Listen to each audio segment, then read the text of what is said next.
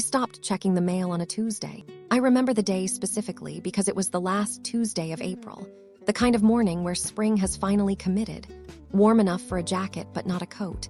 The trees on our street doing what they do when the season changes, all green and careless. I had walked out to the mailbox before school with the particular mix of hope and dread that had been my daily companion for 11 weeks. I opened it. There were 2 bills and a circular from a hardware store. No letter from Westbridge. No letter from anyone. I closed the mailbox and stood on the curb for a moment and made a decision that I didn't quite acknowledge as a decision at the time. I was done waiting. The silence had lasted long enough that it had become its own kind of answer, and I was going to stop pretending otherwise. I went back inside and ate breakfast and went to school, and I didn't tell anyone. That was 10 years ago. I want to tell you what those 10 years looked like. Not to make you feel sorry for me. I've made something real out of the time, and I'm not interested in anyone's pity about it. I want to tell you because what happened last year, in a break room in a building I own, makes no sense without understanding what those 10 years cost. And what they cost is harder to calculate than money. There's a particular kind of intelligence that doesn't show up well in the places schools think to look for it. I was good at math the way some people are good at language. Intuitively, structurally, like the logic of it was already present in me, and the education was just making it legible. Numbers made sense. Systems made sense. The way machines worked, the way forces interacted, the underlying architecture of how things were built, all of it arrived easily in a way that I understood early was not universal. My father worked construction. My mother worked at a pediatric clinic handling administrative intake. We were not a family with a vocabulary for what I was good at, which is not a criticism. They worked hard and they kept us stable, and those are not small things. But there was nobody in my house who knew what to do with a kid, who could intuitively understand load-bearing calculations at 13, who read engineering textbooks the way other kids read novels, who quietly, privately, began to believe that maybe there was a version of his life that looked different from the version his parents had lived. My high school physics teacher, Mr. Darnell, was the first person who said it out loud. I was 16, and he kept me after class one afternoon to ask if I'd considered what I was going to do after graduation. I told him I wasn't sure. He looked at me for a moment with the expression of a teacher who has been doing this long enough to recognize something specific. "You should apply to Westbridge," he said. Westbridge Institute of Engineering is the kind of institution that gets described in shorthand as one of the best in the country, which is technically true and also slightly misses the point of what it actually represents. It was the place where the specific kind of thinking I was good at was not just accommodated, but required. The acceptance rate hovered around 4%. Most of the students who got in had been preparing since middle school, with tutors and test prep, and the particular advantages that come with knowing the game exists before you're old enough to play. I was a construction worker's kid from Millhaven, Ohio, who had figured out the game existed at 16. "The acceptance rate is 4%, I told Mr. Darnell. "I know," he said. "Apply anyway." I didn't tell my parents when I decided to apply. This requires some explanation, because it might sound stranger than it was. My family was not a family that talked about ambition in the abstract.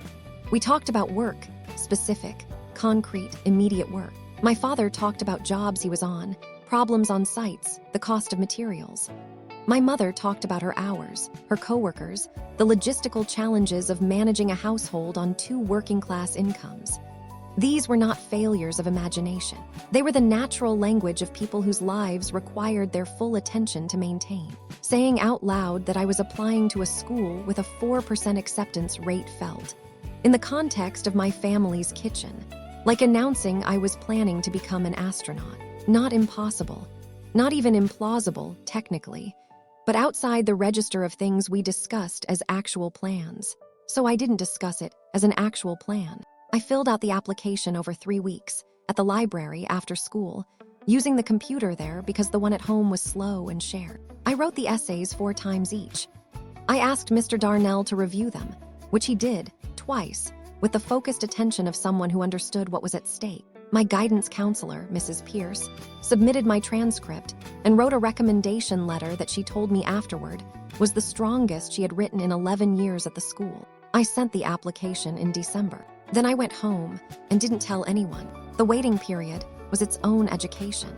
11 weeks between December and the Tuesday in April when I stopped checking. 11 weeks of a habit that had the structure of hope, but the feeling, increasingly, of something more anxious. The mailbox in the morning before school. The return address that wasn't there. The Westbridge website, which I had memorized involuntarily, which said decisions would be mailed in late March. Late March came. Nothing. I told myself delays happened. I told myself the volume of applications made timing irregular. I told myself a lot of things in the particular voice people use when they're not quite ready to stop telling themselves things. April. Nothing. I did not tell Mr. Darnell. I did not tell Mrs. Pierce. I did not tell anyone, which meant I also didn't have anyone to check my logic when my logic concluded that silence meant no.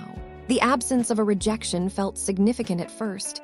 They send rejections, I thought. That's how it works. But after enough weeks, the silence became its own categorical answer. They hadn't sent a rejection because my application hadn't been strong enough to merit one.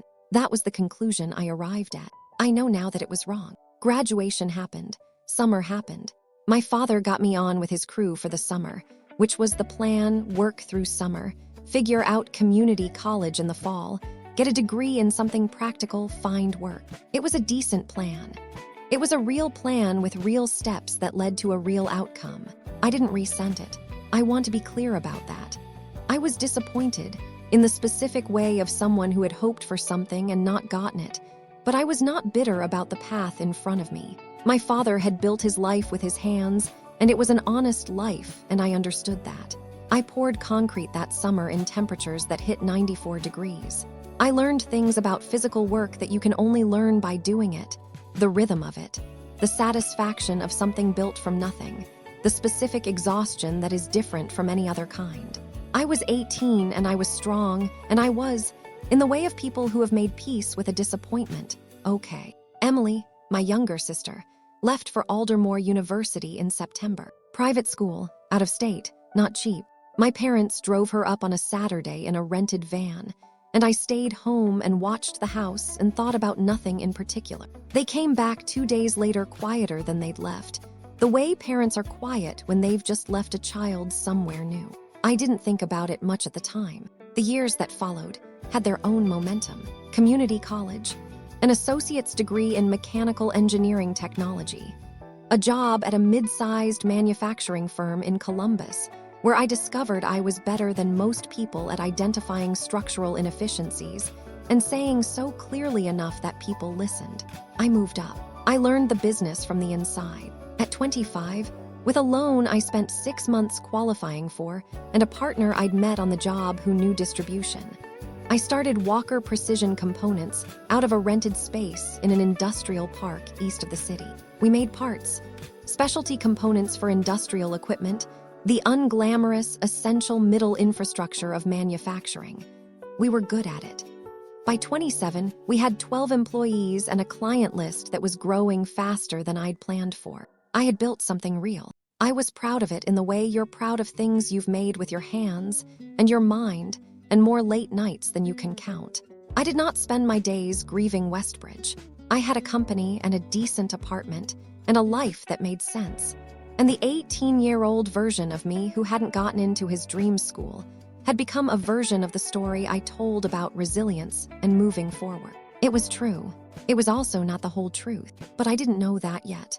Marcus Tyndall started working for me in October. He was 26, freshly poached from a larger firm where his particular skills in systems optimization were being underused. I had interviewed him twice and hired him on a Tuesday, which I mention only because Tuesdays have a strange presence in this story. He was good at his job immediately, in the way that some people are, the learning curve simply absent, replaced by competence that had clearly been building somewhere else for years.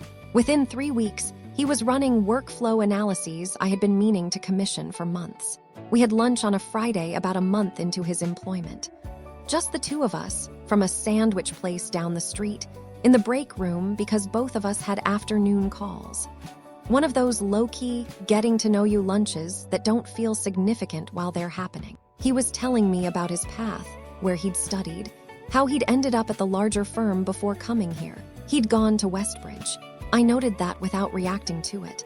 The way you note something that has significance you've learned to carry quietly. He was talking about his freshman year, about the chaos of first semester course loads, about the particular atmosphere of that first fall. And then, the way conversations do when people are relaxed and not editing themselves, he mentioned something almost as an aside. I almost didn't get in, actually, he said. Waitlisted initially. Got off the wait list because another admitted student never showed up. He said it with the mild amusement of someone recounting a piece of luck. Never showed up, I said. Yeah, happens sometimes. Someone gets in, accepts or doesn't respond, and then just doesn't enroll. Opens up a spot. The admissions office told me about it when they called with the news. Said the original admit was a strong candidate, which made me feel both grateful and slightly guilty. He smiled. They said the name. I don't know why they told me, maybe just filling space in the conversation. Some guy from Ohio. He picked up his sandwich. Walker, I think. Ethan Walker. The break room was very quiet. I was aware of the fluorescent light above us, the hum of the refrigerator in the corner, the half-eaten sandwich in my hand. What did you say? I asked. Marcus looked up. The name, he thought about it. Walker, Ethan Walker, why do you? He looked at me. And then he looked at the nameplate on the break room door that said Walker Precision Components.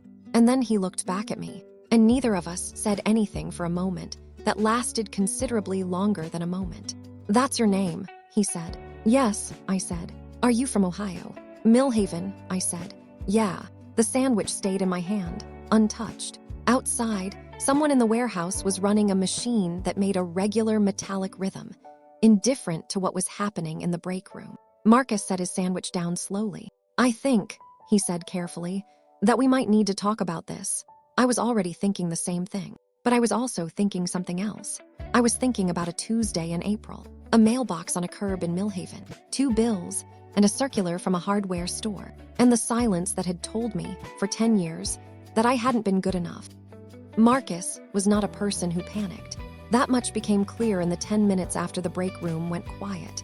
While I was sitting with a half-eaten sandwich and a decade of self-understanding rearranging itself at speed, he was already thinking practically. He asked if I had documentation from the application, old emails, confirmation numbers, anything. I told him I'd applied by mail, which was the process at the time, and that I'd never received any response. He nodded slowly. Westbridge keeps records, he said. Detailed records, admissions archives going back decades. I know because I had to request mine during a financial aid appeal my sophomore year. He looked at me carefully. If you were admitted, it's in there. And if I wasn't, then I'm misremembering a name from a conversation I had 10 years ago. He paused. But I'm not misremembering. I believed him. There was no reason not to. He had nothing to gain from this. And the certainty in his voice was not the certainty of someone performing a memory. It was the certainty of someone who had been told something that lodged precisely because it was specific. Someone else's name. Someone else's spot. My name. I'll call them Monday, I said. I can give you a contact in the Alumni Relations office, Marcus said. She'd be able to direct you to the right department faster than the main line. We finished lunch in a silence that was not uncomfortable, but was very, very full. I drove home that Friday evening with the particular focus of someone who has decided not to think about something until they can do something about it. I made dinner. I watched something on television that I could not have described 20 minutes after it ended. I went to bed and lay awake until 2.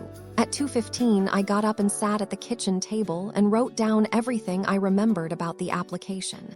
The December submission, Mr. Darnell's reviews, Mrs. Pierce's recommendation, the 11 weeks of checking the mail, the Tuesday in April. I filled 2 pages.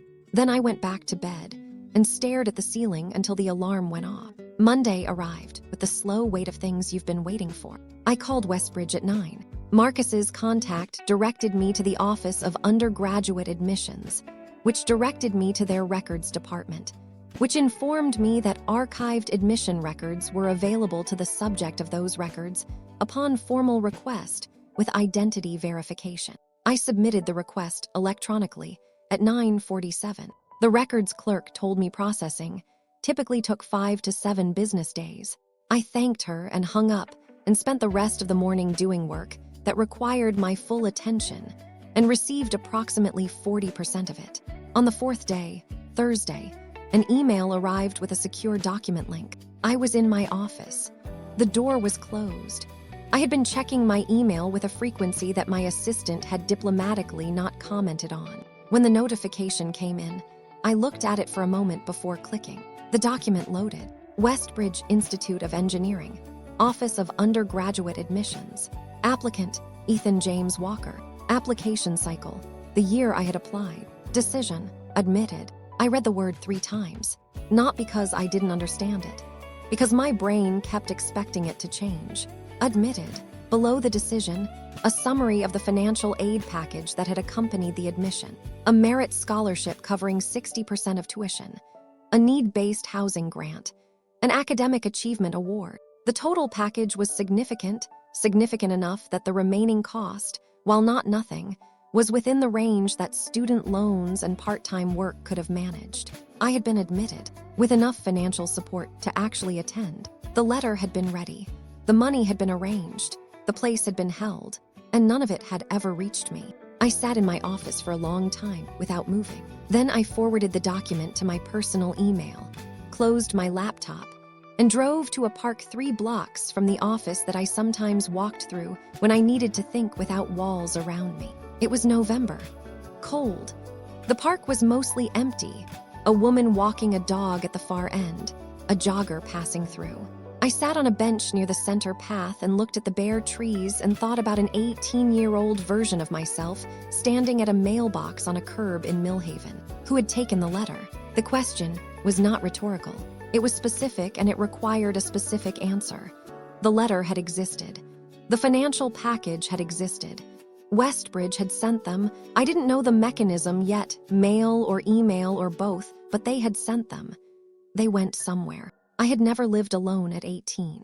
I had lived in my parents' house on Garfield Street, with my parents and my sister, and a mailbox at the end of a shared driveway that I had checked every morning for 11 weeks, without finding anything that explained why my life had taken the shape it took. The woman with the dog passed near my bench. She nodded. I nodded back. I called Marcus. "It's confirmed," I said when he picked up. A beat of silence. "Admitted. With a scholarship package." I gave him the rough figures. Another silence, longer this time. "Ethan," he said, "I'm sorry. I need to know how they sent communications," I said.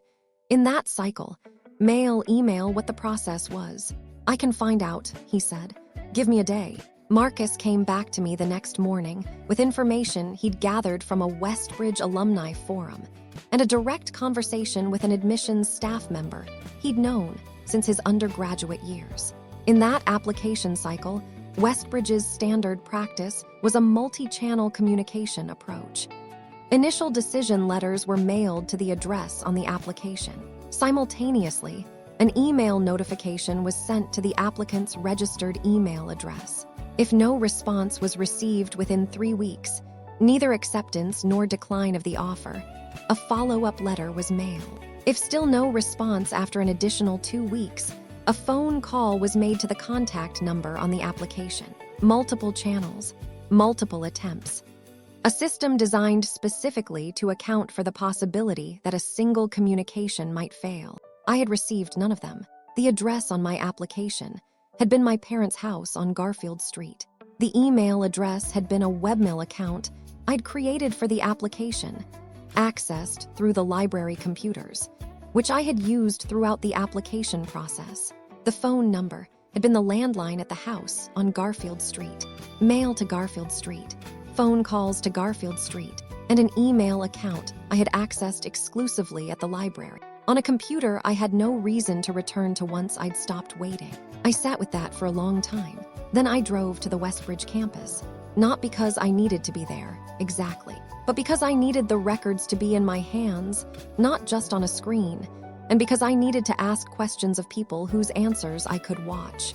The admissions archivist was a precise, efficient woman named Carol, who had clearly spent a career being helpful to people in complicated bureaucratic situations without becoming personally invested in them. I explained what I was looking for, a record of the communications sent during the notification period for my application cycle. She pulled the file. She showed me what was there. Initial decision packet, mailed March 27th to the Garfield Street address.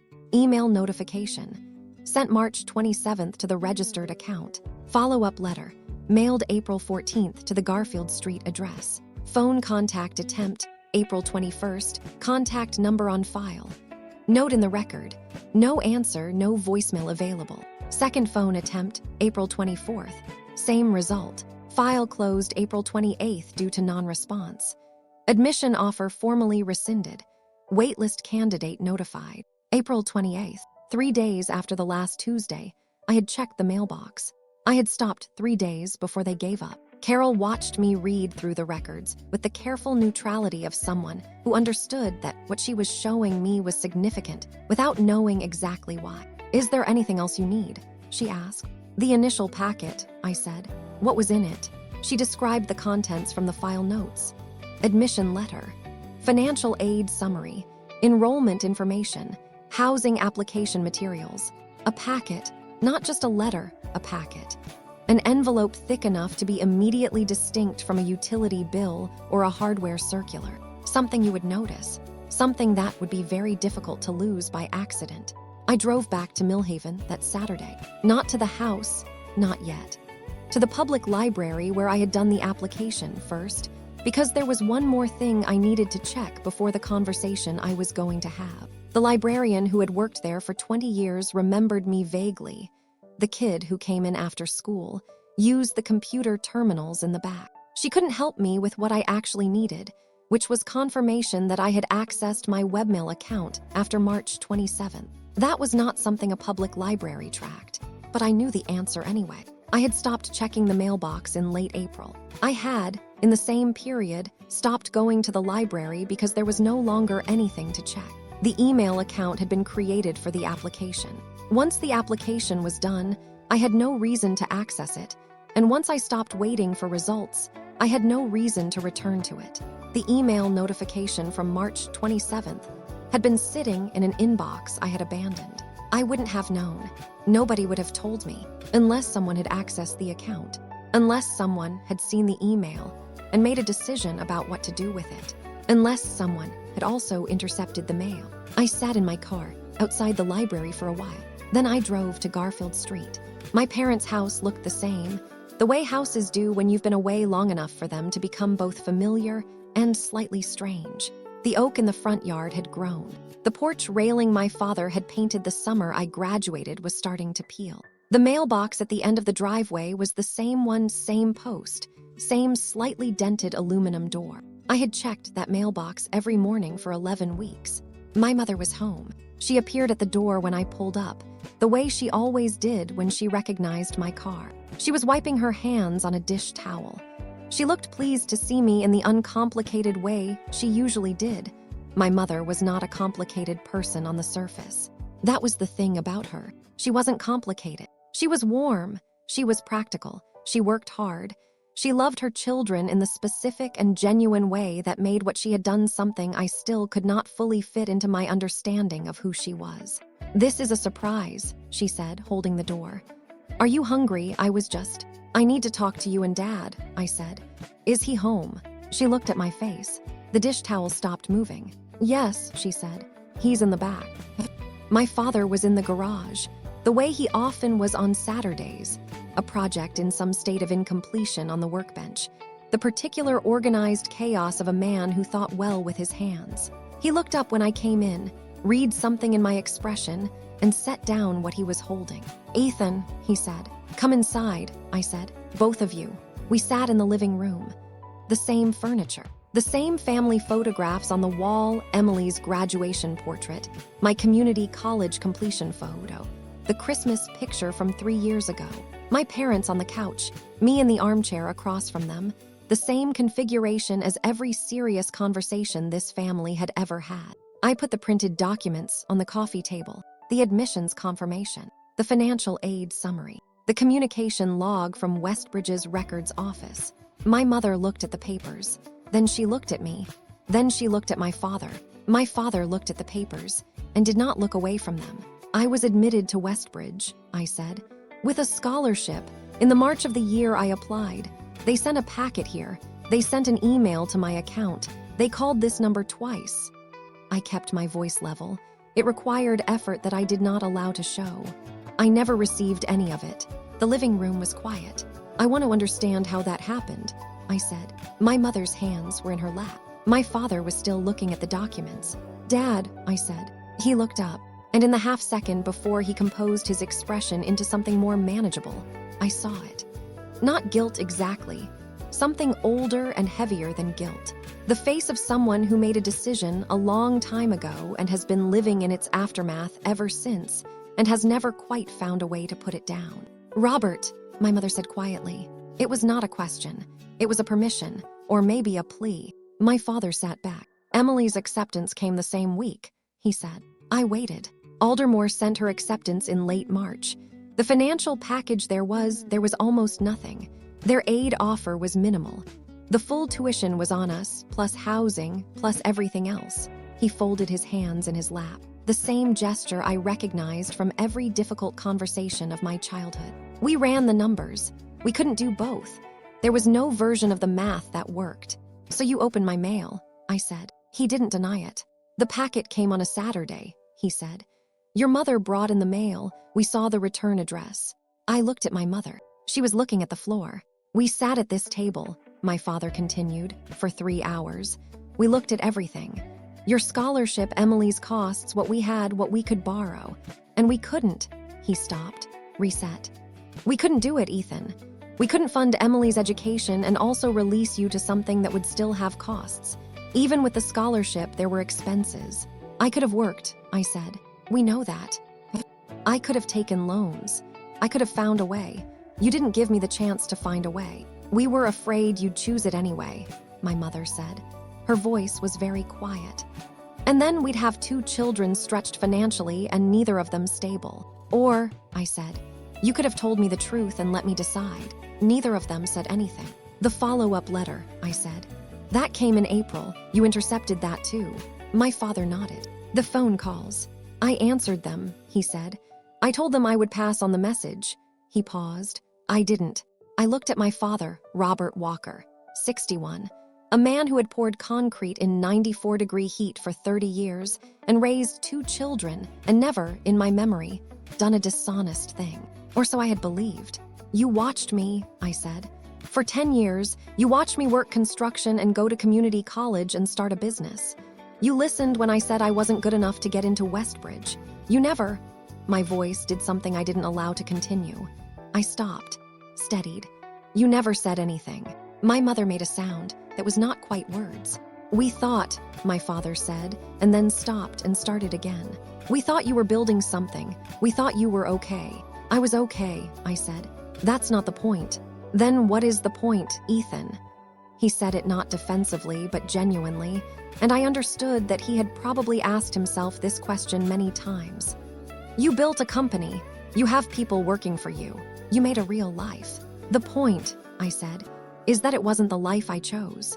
The living room held that sentence for a moment. The point is that at 18 years old, I sat at a library computer and wrote application essays 4 times each because I wanted this. I wanted it badly enough to do it secretly because I was afraid to tell you and have you tell me it was unrealistic. I waited 11 weeks for an answer. And when the answer was yes, with money, with support, with everything I needed to actually go, someone in this house decided that I didn't need to know. My mother was crying now, silently without drama. We thought, I know what you thought, I said. You thought you were protecting the family. You thought the math didn't work and someone had to make the call and you made it.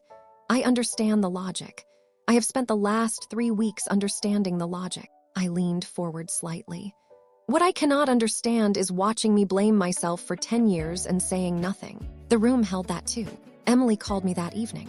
My parents had called her after I left. I had expected that. She was 26, living in Chicago, working in marketing. We had a decent relationship, the kind that functions well across distance and occasional holidays and didn't require too much examination. She was crying when she answered. Ethan, it's okay, I said, which was not entirely true but was not entirely false either. I I didn't know. Fast, certain. I swear I didn't know. They never told me why they chose Aldermore over. I knew there were financial things. They said money was tight that year. But I didn't know it had anything to do with you. I know, I said. I would never have. Emily, I said it gently. I know this isn't yours. She cried for a while longer. I let her. What are you going to do? She asked eventually. I had been thinking about that since I left Garfield Street. I don't know yet, I said, which was honest. I was not going to pretend that forgiveness was available immediately, in the way of things that arrive before they've been earned. I was not going to pretend that the company I'd built made the loss of what I might have built irrelevant. That wasn't how loss worked, and treating it that way was a form of dishonesty I wasn't willing to practice. But I was also 28 years old with a business that was growing and employees who depended on me, and a life that was genuinely mine. In all the ways a life can be yours when you've made it with your own hands. Both things were true. The loss was real. The life was real. Those two facts were going to have to learn to coexist. There's one more thing. A month after everything came out, I went back to Westbridge. Not to admissions, not to request anything. I drove up on a Saturday and walked through the campus for about 2 hours. It was late November, cold enough for your breath to show. The buildings lit from inside against the early dark. I looked at the engineering building, which was a serious structure with the purposeful architecture of a place that knows what it's for. I looked at the students moving between buildings, 20, 21, carrying the slightly distracted energy of people whose minds are somewhere ahead of their bodies. I tried to imagine myself there at 18. I could. That was the strange part. I could see it clearly. The version of myself who would have walked these paths and sat in those lectures and struggled with the coursework and come out the other side with a degree from a place that opened doors in a specific and meaningful way. I could see him. He wasn't me. He was a version of me that had existed as a possibility and then been closed without my knowledge on a Saturday in March when my parents sat at their kitchen table for 3 hours and did the math. I stood outside the engineering building for a while. Then I got back in my car and drove home. The company had a bid going out Monday for a contract that would be our largest to date. Marcus had done the initial analysis, and it was strong. I had revisions to review. I had work to do. That's the thing about the life you build. When you don't know another one was possible, you can't undo it. You can't exchange it for the other one, which exists now only as a shadow alongside the real thing. Present enough to know its shape. Gone enough that there's nothing to hold. What you can do is hold both. The life that was chosen for you, the life you made from it, the letter that never arrived, and the company that exists because it didn't. All of it yours in the end, even the parts that were taken, especially those. Because those are the parts that tell you who you are when the version of the story you were given turns out to be wrong, and you find out you're still standing, still building, still here,